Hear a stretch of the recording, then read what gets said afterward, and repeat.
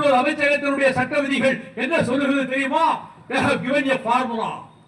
அந்த அடிப்படையில் 391 டன் உற்பத்தி செய்கிற போது இப்போது இருக்கிற ஸ்டெர்லைட்டுடைய புகைமூட்ட உயரம் சரிதான். ஆனால் 1200 டன் இப்பொழுது உற்பத்தி செய்கிற போது 100 மீட்டருக்கு மேல் 110 மீட்டருக்கு மேல் அந்த சிம்னி புகைக்குழாய் இருக்க வேண்டும். இது சட்டப்படி விதிப்படி. அப்படி இல்லை.